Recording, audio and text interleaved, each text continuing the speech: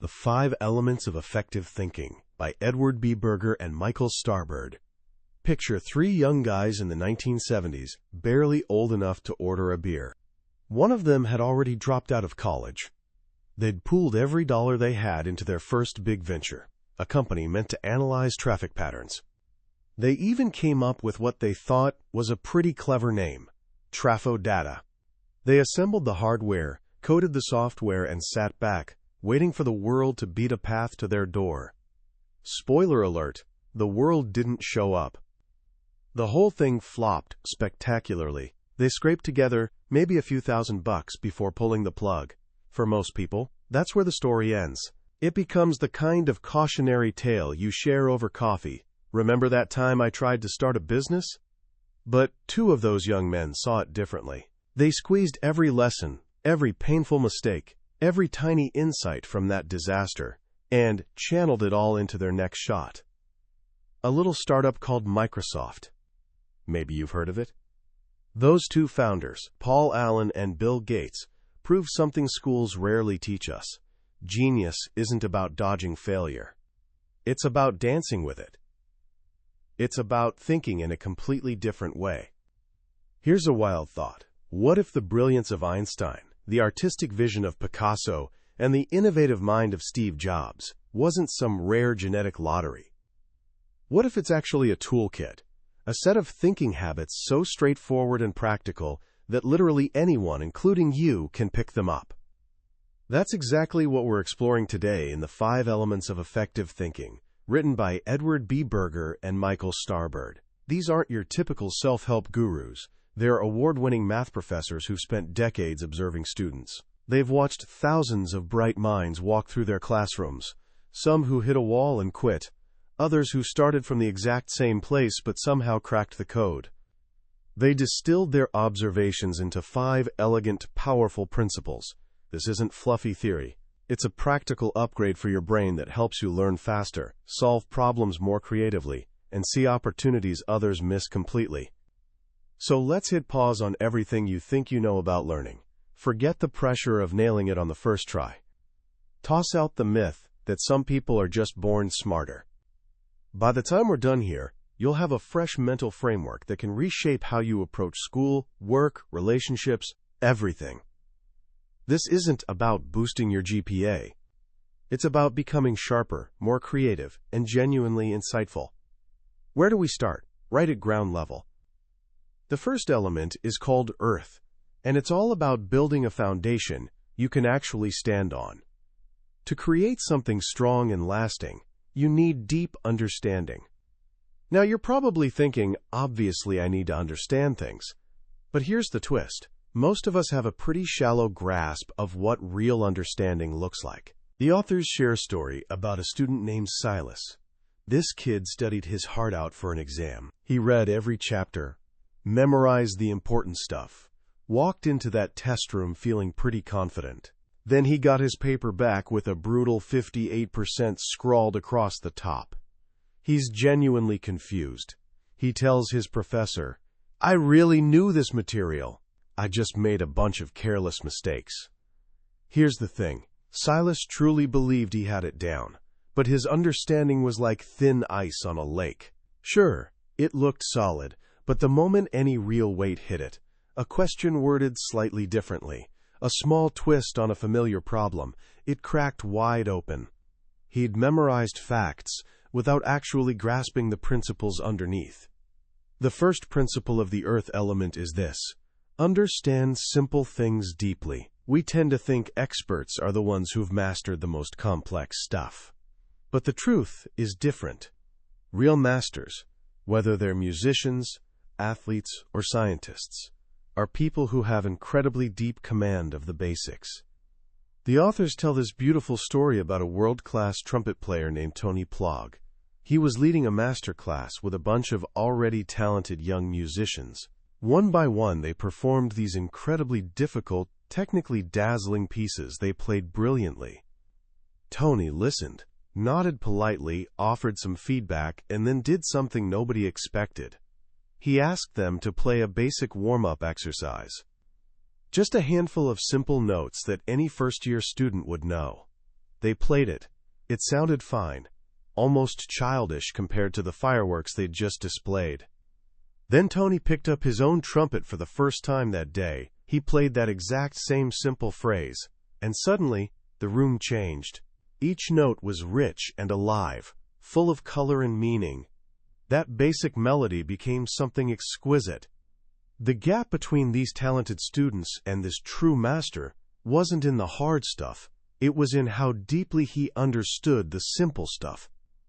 Tony explained that this profound control over basics is what lets you play the most challenging pieces with real artistry. This applies to everything. Before diving into the complexities of calculus, have you truly mastered basic algebra?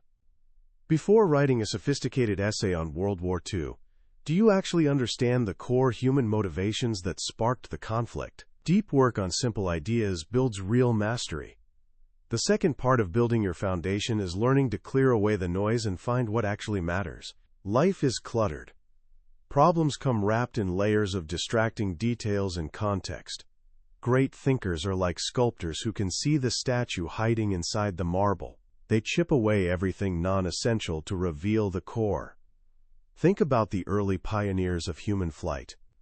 For centuries, people watched birds and fixated on one obvious thing: flapping wings. So they built machines with flapping wings, and for centuries, they crashed.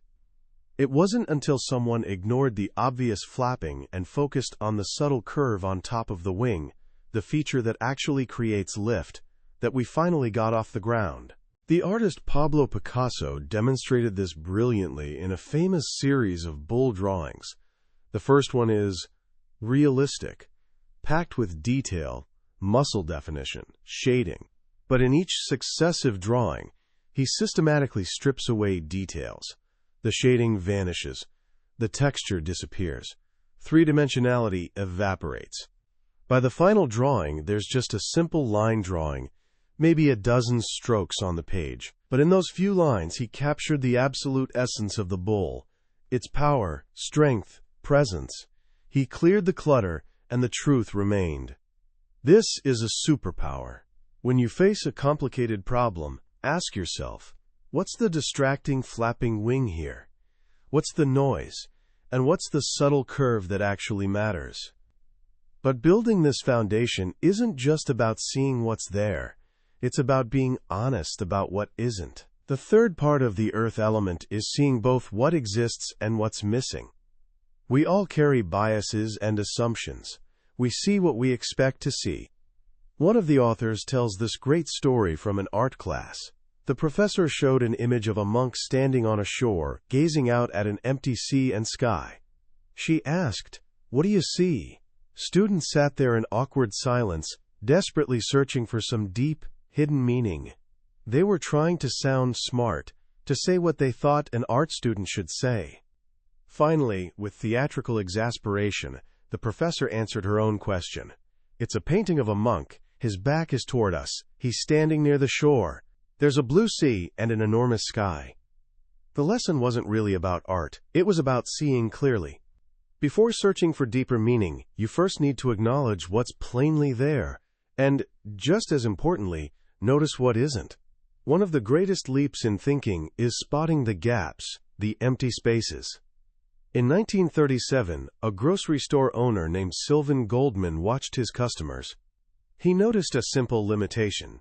People could only buy as much as they could physically carry in their arms, or a small basket. He saw what was there, people shopping. But then he noticed what was missing, a way for them to carry more. So he grabbed a wooden folding chair, attached wheels to the legs, and a basket on the seat. He'd just invented the shopping cart.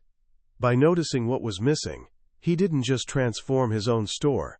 He basically paved the way for every supermarket you've ever been to. So that's your foundation, your earth. Go deep on basics. Strip away clutter to find what's essential. And see the world with clear eyes, noticing both what's there and what's absent. It's solid ground for everything that follows. But even with the strongest foundation, learning and creating is never a straight path. We stumble, we mess up. And this brings us to the second element, maybe the most revolutionary one. The authors call it fire. It represents transformation, heat, sudden insight. And its core message is simple: fail to succeed. In our world, fail feels like a dirty word. From day one, we learn that mistakes are bad. A red X on a test is shameful. The fear of getting it wrong can paralyze us into doing nothing at all. But the authors flip this completely. Mistakes, they argue, aren't obstacles to success. They're actually the doorways to discovery. Failure is your scheduled stop on the road to getting it right. They share this fantastic story about a first-year student named Mary. Mary was an art and literature major who absolutely hated math. She was only in this particular math class because it was a requirement she couldn't avoid. She sat there disengaged, uninterested, just trying to survive. One day, the professor asked a deep, challenging question about infinity, a topic that stumps even advanced mathematicians. He told the class up front, "You won't be able to answer this completely, but give it a shot." After a few minutes, he called on Mary. She was mortified. "I don't want to say my answer because I know it's wrong." The professor smiled warmly. "I'm sure it is wrong, but I still want to hear it." Reluctantly, she shared her flawed attempt. He wrote it on the board and said, "You're absolutely right. Your solution is wrong. Congratulations." The class laughed nervously. "Now," he continued, "tell me just one thing that's wrong with your answer." Mary could point out a specific problem. "Perfect," he said. "Now, how can you fix that one specific issue?" Mary thought for a moment and suggested a small tweak to her original idea. "Excellent," he said. "Now, is this new solution correct?" "No," she admitted. "Great. Tell me one thing that's wrong with it." She did. And he asked her to fix it. They went through this loop, finding flaws and fixing them, 5 or 6 times. With each round, her answer got sharper, closer to correct. She wasn't paralyzed anymore. She was using her mistakes as stepping stones. Finally, after one last adjustment, she presented her solution.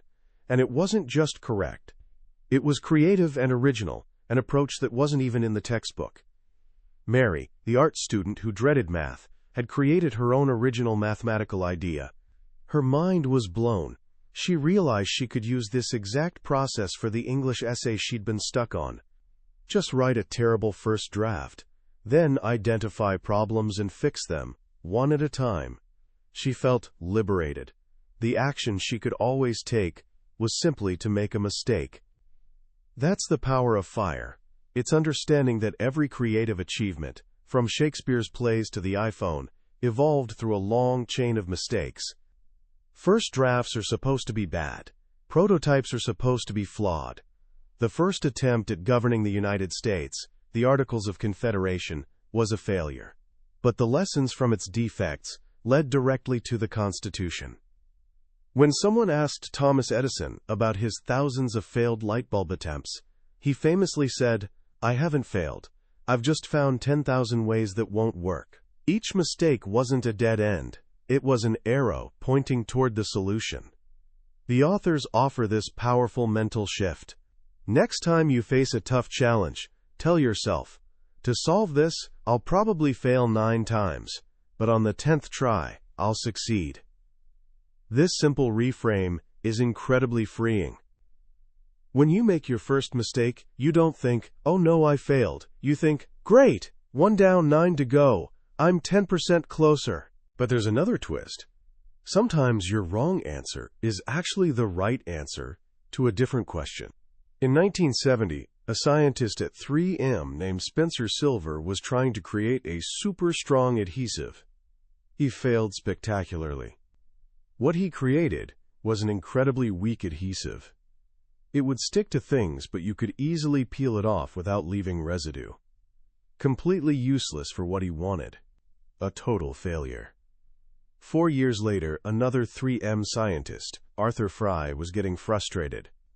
He sang in his church choir and kept losing his place because his paper bookmarks kept falling out. He needed a bookmark that would stick but not damage the pages. Then he remembered his colleague's failed adhesive. He put a little of that weak glue on his bookmarks, and boom, the Post-it note was born. One of 3M's biggest moneymakers, all from a mistake. So we've got our solid foundation, Earth, and a powerful method for building on it through trial and error fire. But how do we know which direction to go? Which questions should we even try answering? This brings us to the third element, air. Air surrounds us, invisible yet essential, the very breath of life and inspiration. The core idea here is to create questions out of thin air and become your own Socrates. Socrates is legendary not because he had all the answers, but because he asked all the right questions. He guided his students to discovery by challenging their assumptions and forcing deeper thinking. The authors suggest we can become our own internal Socrates, constantly guiding ourselves with powerful questions. Just creating a question is a profound step toward understanding, even if you never find the answer. Good questions focus your attention where it matters. They tell the story of the 1986 Space Shuttle Challenger disaster. During the investigation, brilliant physicist Richard Feynman served on the Presidential Commission. Engineers were presenting mountains of complex data about chemistry and mechanics. Feynman cut through all of it with one simple question. Noticing the unusually cold temperature on launch morning, he asked, "What if we just test how an O-ring behaves when it's cold?" In a live televised hearing, he ran a simple demonstration. He took a small piece of O-ring material, clamped it, and dunked it in ice water. When he removed the clamp, the rubber didn't spring back to shape. It stayed stiff and deformed. In that single moment, with one basic question, he revealed the fatal flaw to the entire world. Effective thinkers aren't afraid to ask the stupid questions, the basic ones. They don't pretend to know more than they do. When you don't know something, admitting it and asking isn't weakness, it's the fastest route to real knowledge. But it's not just about asking when you're confused. It's about using questions to push your thinking further. The most powerful habit you can develop is asking, what if? What if we tried it this way? What if the opposite were true? What if we looked at this from another angle?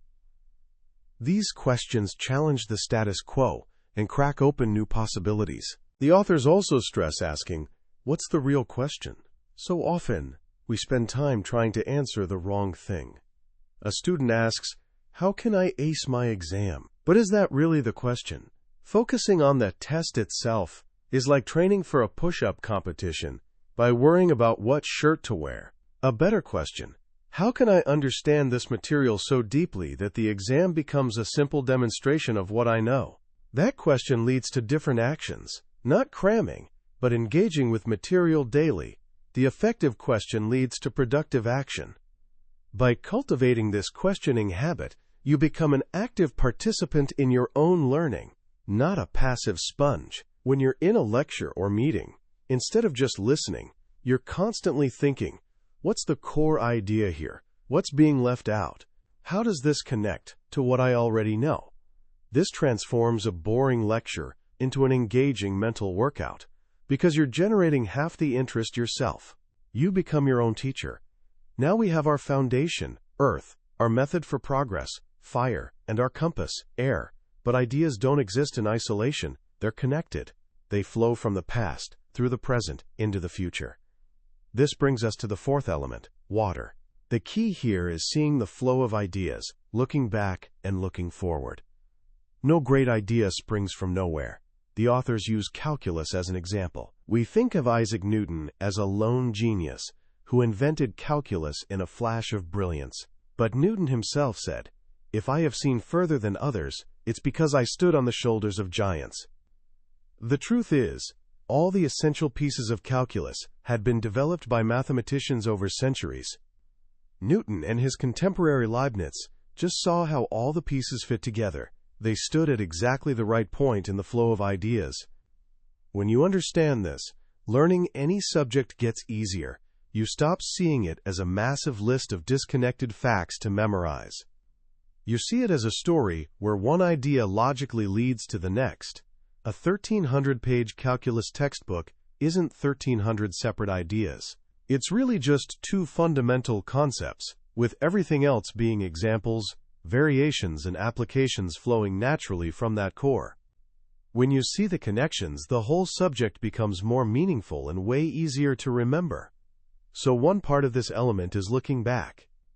To understand where you are now, you need to understand how you got here. But the more exciting part is looking forward. Every idea, every solution, isn't an endpoint. It's a starting point for the next idea. As mathematician R.H. Bing said, the time to work on a problem is after you've solved it. Think about the light bulb. Thomas Edison solved the problem of creating light without fire. End of story, right? Not even close. That single idea, when pushed forward, led to movies, television, computers, fiber optics, medical imaging. The consequences were far greater than anyone imagined. A new idea is a beginning, not an ending. You can apply this mindset to anything. When you finish an essay, don't just turn it in. Ask yourself, what's the next logical idea flowing from this? How could I push my argument further? Ernest Hemingway rewrote the last page of A Farewell to Arms 39 times before he was satisfied. He wasn't fixing mistakes. He was following the flow of the idea until the words were exactly right.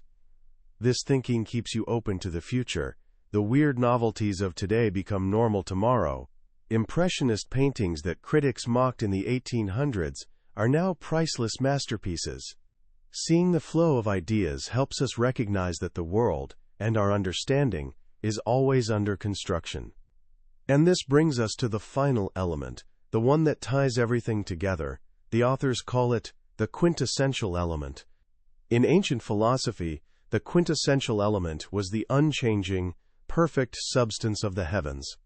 Here, ironically, the unchanging element is change itself. The final element is about engaging change and transforming yourself. This chapter is the meta lesson. You can understand the first four elements perfectly. You can know you should understand deeply, embrace failure, ask questions, and see the flow of ideas. But there's a massive gap between knowing what to do and actually doing it. The authors tell this funny but pointed story about a headmaster trying to improve teaching quality by bringing in experts for seminars. After a few months, he noticed one teacher never attended. He called the teacher in and asked why. The teacher replied, "There's no need. I already know how to teach better than I do." That's the trap. We know how to be better, but we don't change. The fifth element is about actually making the choice to do it, to adopt the habit of improvement. And the authors offer a profound insight. People who perform better aren't just doing the same task better, they're actually doing a different, easier task. Imagine trying to hit a tennis ball with your eyes closed. Incredibly difficult. You're guessing where the ball will be. Now imagine hitting it with your eyes open, tracking the ball all the way to your racket. You're still hitting a tennis ball, but you're performing a fundamentally different, much easier task. When a student tries solving physics problems by blindly plugging numbers into memorized formulas without understanding what they mean, they're doing physics with their eyes closed. The student who takes time to understand the principles behind the formulas is doing physics with eyes open. It might feel like more work up front, but it makes actually solving problems vastly easier. Same in any field. The path to improvement isn't about gritting your teeth and trying harder at the same old method. It's about changing your method to a more effective one. It's deciding to do a different task. This final element is a call to action. It's realizing you have power to change how you think. Remember Mary, the art student? Or Sam Y., a student in a brutally difficult math class who was considered the weakest all semester. He never answered a single question correctly. But over winter break, he went back to the very beginning. He rebuilt his understanding from the ground up, one simple idea at a time. He mastered the basics. He followed the flow of ideas. He transformed himself. When he returned, he not only answered the next question correctly, but every single remaining question for the rest of the semester. He went on to earn a PhD in mathematics. He didn't magically get smarter. He changed the way he learned. He became a different kind of student. And that's the ultimate message. The 5 elements, earth, fire, air, water, and the quintessential element of change, aren't just techniques.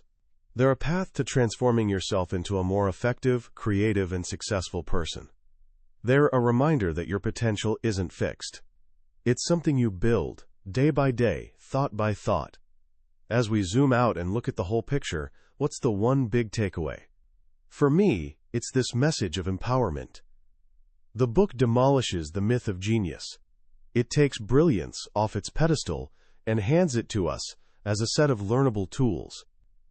In a world moving at dizzying speed, where new information and challenges constantly bombard us, the single most crucial skill is the ability to learn effectively. This book isn't just a manual for being a better student, it's a guide for becoming a lifelong learner. It's about cultivating a mind that's not just stuffed with information but is agile, curious, and resilient. The beauty of the 5 elements framework is its simplicity and how everything connects. You can't just cherry-pick one, they work together like an orchestra. The earth of deep understanding gives you stable ground. Without it, everything's shaky. The fire of failure gives you courage to explore and take risks, knowing even missteps move you forward. The air of questioning is your compass, guiding exploration and preventing aimless wandering. The water of flowing ideas connects your journey to the grand story of human thought, reminding you you're part of something bigger. And the quintessential element of change is the engine driving it all, your personal commitment to becoming better. So how can you start right now? Let's keep it simple. Here are 3 actions you can take today. First, master a basic. Pick one thing you're learning right now, a concept in class, a chord on guitar, a skill at work. For the next 30 minutes, ignore everything else and focus only on that one fundamental thing. Don't just review it. Understand it so deeply you could explain it perfectly to a 10-year-old. Feel the solid ground of earth beneath your feet. Second, fail on purpose. Next time you're stuck on anything, homework, a creative project, a tough decision, intentionally create a terrible first draft. Don't try getting it right. Just get something down. Then look at it not as failure but as data. Analyze it. What's wrong? Why? What's one small thing you can do to fix it? Embrace the creative power of fire. Third, be the questioner. In your very next class, meeting, or even conversation with a friend, give yourself a secret mission. Your goal isn't having the right answers, but formulating 3 really good questions in your mind. You don't even need to ask them out loud. Just creating them forces you to listen more actively and think more critically. Breathe in the air element and become your own Socrates. These small actions, practiced over time, can lead to profound transformation. They can shift you from passive consumer of knowledge to active creator of insight. They can help you become the hero of your own story, someone who meets challenges not with fear, but with curiosity and imagination. That was a summary of the 5 elements of effective thinking by Edward B. Berger and Michael Starbird. We've touched on the core ideas, but honestly, a summary is like looking at travel photos. It shows you pretty pictures, but can't give you the feeling of actually being there. The real magic happens in quiet reading moments when a particular story or phrase sparks an idea that feels written just for you. This summary helps you decide if this journey is worth taking. If anything we've talked about today resonated, I encourage you to grab a copy. Reading it isn't just learning. It's an experience that can genuinely change how you see yourself and the world. The link is in the description below. If you found this valuable and want to keep exploring ideas that have shaped the most successful minds, please hit that like button and subscribe. That way, you won't miss our next journey into another life-changing book from the billionaire's bookshelf. Let's keep learning and growing together.